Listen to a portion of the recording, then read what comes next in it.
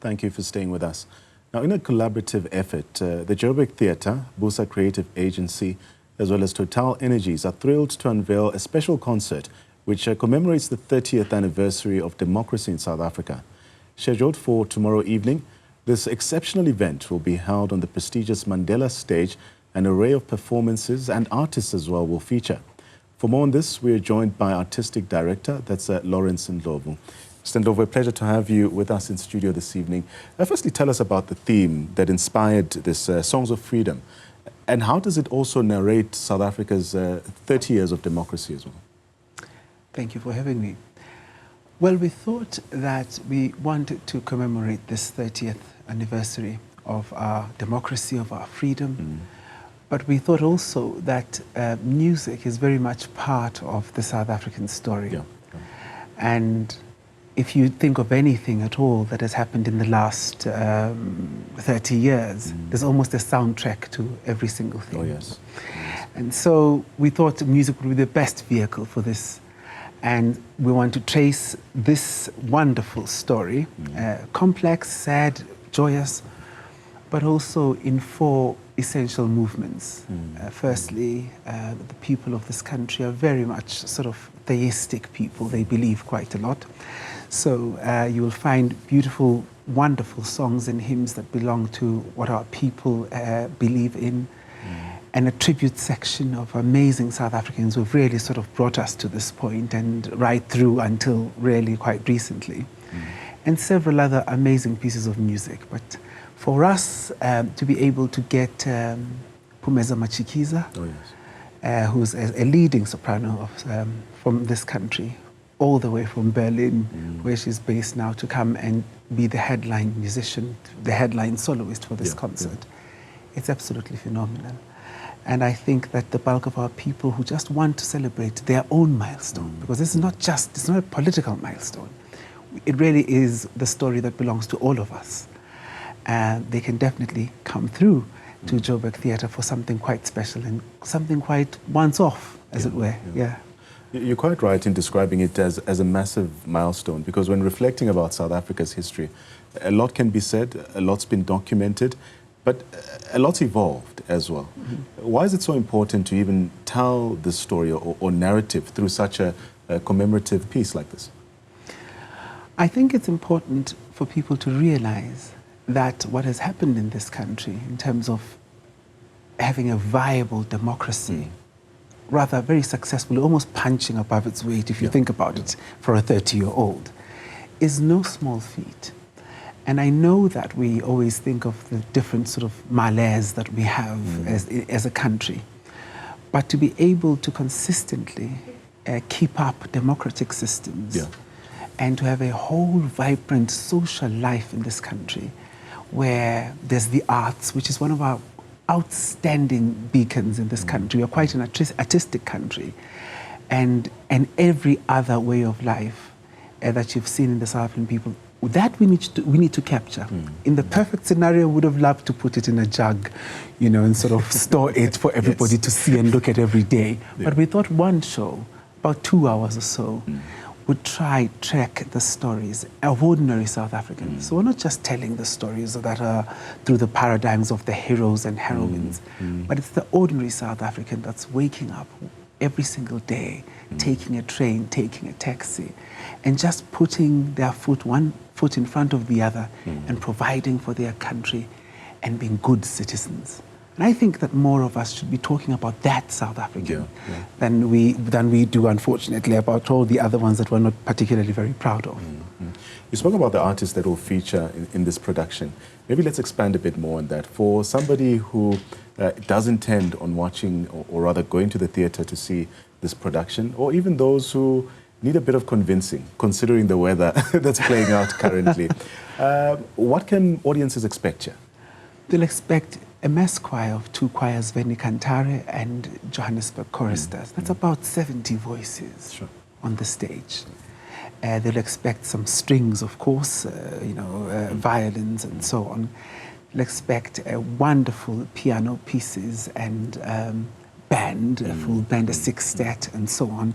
So it's quite a close to 200 people production, if you have to think about it. So it's not a small production, and we're very grateful that we've been able to get all these artists to come on board.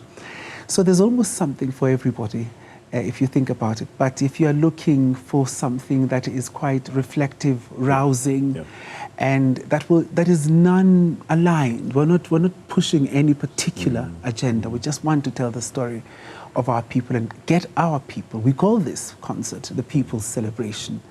And we hope that more and more people, if they are quite unclear about what to do this weekend, and we know the weather is very inclement, but of course this is indoors at the wonderful Joburg Theatre, and there's still some tickets available. I like that, the fact that you do emphasize that it's indoors, so you have no excuse really not to attend this theatre production. But on a more serious note, as we speak about the evolution of the arts in this country, it's also faced quite a number of difficulties, also made worse by the advent of COVID-19. Does this in any way also inform what happens during this particular production, or are there stories that you have gathered while producing this which touch on some of the challenges that our artists also face? I'll be very honest with you that arts and arts work always needs patronage and championing. And even as we're putting this production together, you know, you knock on every door trying to get somebody to back you, to give you what you need. We didn't always succeed. I think we didn't succeed quite the way we wanted to in terms of this. But what did that tell us? It told us that we're not without artists in this country, but we are without sufficient champions. And when there's always something to be cut out, you know, in government spending and all of that, people first always begin with the arts. And yet the arts is what has taught societies, what has built culture, what has made whole human beings is the arts. And unfortunately, the subjugation of the arts is a very sad story that we see not just in this country but across the world, and yet all of us are consumers of the arts. And so when we see this work, that's why we fought on to see to it that we put this production together. As difficult as it was and lacking support as it was, that's why we're grateful to those that have responded positively, Joburg Theatre and so on. Because it is a very difficult thing to dream up, to put it together, to work hard, weeks and months of practicing and putting it together. And artists need that kind of championing. And therefore, it's not just a public affair in terms of government, but it also means that private sector has to start also looking into what it can do, how it can contribute through its CSI spend, because the arts is also development, you see. The arts is also what can get a country moving. It has a whole economy that we're not adequately investing in. And it mightn't always require formal education. So that's also another way of getting to more and more phenomenal people and young people. If you drive across this country in a township, anywhere, there's people singing on the corner. There's a painter, you know. And the last thing I want to say is, you know, we talk about bringing Phumeza Matshikiza all the way from Berlin to come here. Right now, every opera house, every major opera house in the world has a South African in it. Where do those South African singers come from? They come from community choirs, they come from church choirs, and so on. And that's what the arts can do. It can transform somebody's life completely. Let's speak to that, the last point that you make around community involvement. Through productions like this, how much of it fosters, call it, participation from members of our community as well? We're very happy, first of all, that the choirs that we've engaged with are not professional choirs per se, they're community choirs. These are choirs of people who sing, you know, by themselves and, of course, hold their own events and so on. Not funded by anybody, but just driven by the passion and the love for music. And that's quite wonderful to see. Of course, you get introduced to the many difficulties right now as I left them, you know, rehearsing still for tomorrow. We still have to figure out how do we get them back to the township and so on. But the love for the arts is there. And it's wonderful to see. It's wonderful to see that there's still people, unpaid, nothing really, but getting on with the business of keeping the arts alive, because it's part of who we are, it's part of our story. And I'm convinced that communities are, South Africans live artfully. You know, you go to a wedding, 50 songs will be sung. Oh, yes. No rehearsal. Look at what they're wearing. Who's designed that? Who's put that together? Look at what is being put out there every single day. I think South Africa is really a tapestry of art just unfolding before us. And we could do more to make it a bit viable commercially, but also transform people's lives from hobbies to a professional life that they can build. And I'm convinced that we can. And I'm hopeful that I think we can. Yeah. So we've mentioned the Joburg Theatre. We've also mentioned the Busa Creative Agency, as well as Total Energies, who are also involved in this particular project. Maybe let's speak to that point, the power of collaboration. What has gone into making sure that this production actually happens? You know, this kind of production is birthed in someone's mind. And you sit there and you think, what can we do? What can we do?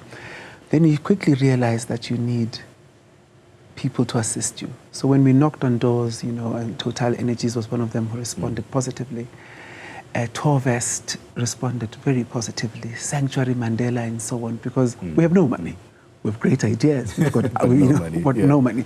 So every door that we knocked on, we didn't get the most amicable responses, of course, sometimes, because budgets are set far ahead than by the time we arrive, those things are in motion.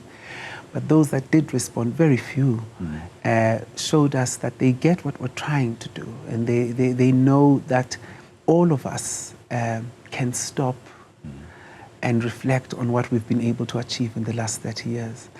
And business and industry as well cannot act as if this democracy has not served them at all.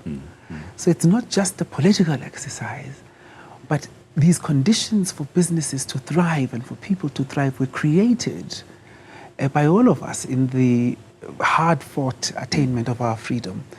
So we all have this social duty. And I'm happy to see more and more industries responding to the arts. I mean, there are different companies. We know many fairs and so on are backed by many amazing private companies. We want more and more people to come on board. And it doesn't mean you have to commit millions and millions. You can commit to a small program that is rural-based, where you just train people in pottery and all of that. That is enough. You can say, I might not be able to assist you here, but I can tell you how to trade, how to take those things into market and so on. It all just needs champions and people who can take that risk. And once you fall in love with what our people can produce, you can't unsee it, you know. Very quickly, before we get more details around how people can access tickets, you strike me as somebody who's very passionate about the arts. What keeps you ticking? Why does the interest continue to burn so much? Well, it's because I know what the arts can do. When we were young, in those township schools, and singing in the assembly every single day and so on, and playing, you know, we didn't have the kind of fancy things, the hockeys and the badmintons and all of that in the township schools. But what we did have is the voices to sing, the ways to tell our stories. And that made us realize how colorful our lives could be. And to be able to see that, you know, I think about this all the time, that when we were young, you could see a bus passing you and people singing in it on the way to work. A train and people singing in it on the way to work, and so on and so on. Once you see the arts, once you experience it, you can't unsee it. You see it in the letters that people write, in the little books, in all of that. You see it in the wonderful stories of young people and school-going children. You see it in how people dress. You see it in the very color, in the architecture, and all of these sort of things. And I want more and more people to be struck by this wonderful bug. It is a wonderful opium, I can tell you. As we conclude, give us more details around how people can access tickets. When is the show, and the times as well? So the show is tomorrow, Saturday, at the 21st at 7 p.m. It starts at Joburg Theatre in Johannesburg, of course. There are tickets at Web Tickets. They start more or less at about 220 and they go all the way up to the sort of VIP at about 400 and something. There's still some tickets, just a little bit remaining. Bring your family, bring your friends. It's a wonderful night, and thank goodness it's not a very long show, so you won't fall asleep, I can tell you that for sure.